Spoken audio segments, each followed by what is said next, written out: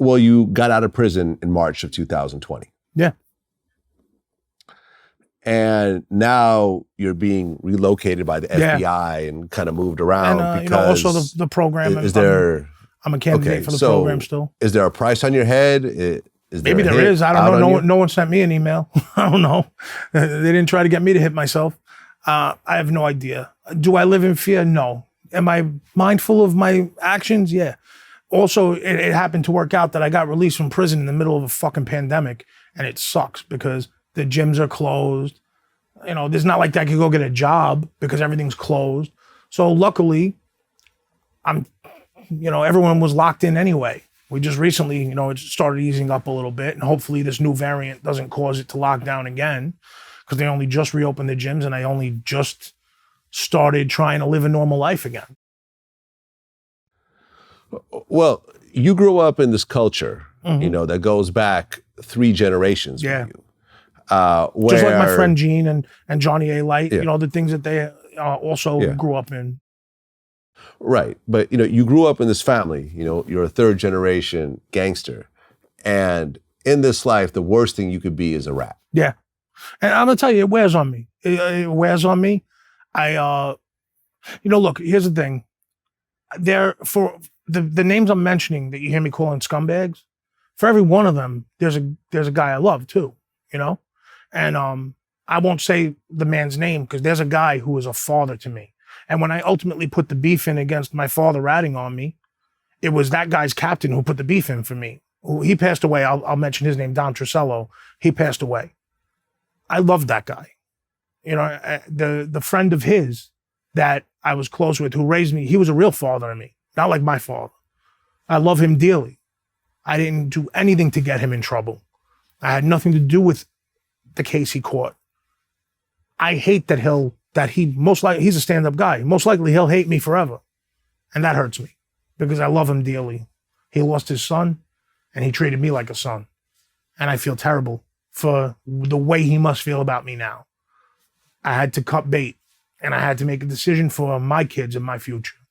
And I only hope one day he forgives me for it, but I don't expect him to because he's a real stand-up guy.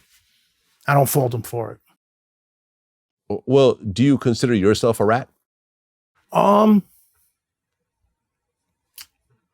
know what? How am I going to sit here and say I'm not when I did these things? But I'll tell you this much. Maybe I'm a rat with an excuse. I got ratted on by a guy I was reporting up to, who I was on record with. I got ratted on by him, and he was my father.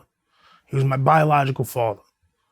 And he put me in a position to do. I heard him tell a cop, can't you take him away for at least 10 years? These things we told you should get him at least 10 years. I heard my father say that. I was stabbed in prison twice. My father tried to send me back there to get killed.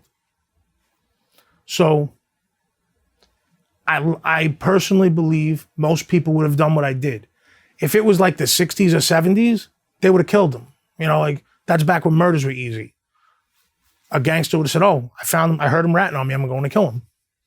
That's not something, I wasn't going to go do life in prison for him. Instead, I broke ties with it, and this was the only way I could do it. Well, when you look at the whole concept of snitching or ratting or whatever you want to say, cooperating, this is something that is so inherent in criminal organizations, whether it's the mafia, the Crips, the Latin King. Yeah, I was with 6ix9ine in Geo. However you want to, whatever crew there is anywhere in the world, there's a whole thing about not telling, not cooperating. But ultimately, when you look at what happens on a larger scale basis, is that you have these bosses who tell everyone beneath them not to cooperate, you never want to do this, and so forth. But most times when the bosses get pinched, they'll usually cooperate. They'll cooperate too. That happens now. Look at Joe Messina. They'll usually cooperate, and everyone below them, gets destroyed. Well, I got to say one thing. Our bosses didn't. Matty Madonna, Steve Crea Sr., Joey DiNapoli, those guys on the case, they went in there, heads held high. Steve Crea Sr. is a man and a half, and so is Matty. They went in there, they knew they were getting life. They knew they were in their 80s. They went in there and they took it on the chin, went to trial, didn't allocute, They did what they were supposed to do. I got to hand it to them. I got to give them that. Maddie did 27 years in the past. And when he came home and they made him acting boss, now you got to remember, when you look at this guy, you see he's got eyes like a shark. Anyone he looks at, he's looking at them to do their 27 years now. He says to himself, hey, I spent 27 years inside. Here's this young kid. He's going to have to go do his, well, now he's going to do his 27 for me. And he stuck Chris doing a hit. Chris got life. Do you think Matt feels bad for Chris? No. Matt's wife was talking to the agents who arrested Chris in the courtroom. The way he sees it is, Frank Lucas and Nicky Barnes ratted on me, and I went and did 25, 27 years. All the guys in my crew got to go do their 27 years now too. And that's, they look at you and they see a number over your head of money they can make from you or years they can make you do for them. And that's all they care about. Right. And ultimately, let's just say that you don't cooperate, you do your years. Yeah. Are you really compensated for all the time you did? Absolutely not. And now let me tell you something else. Look, it goes on. The actual boss of our family, Vic Amuso, he's in jail with a guy. He does like 10 years with a guy in a prison. They're doing, when you do 10 years together, you become more than brothers. And this young guy, Italian guy, he's on record with Vic.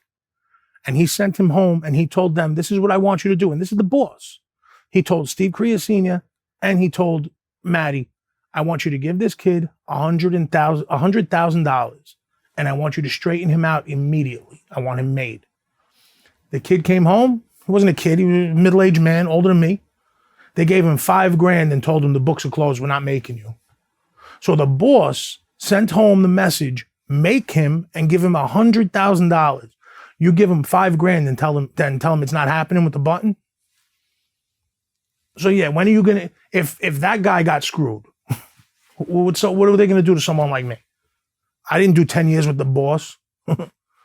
So this is what it is. There is no recompense. There is no getting what you have coming to you in a good way. They just stab you in the back.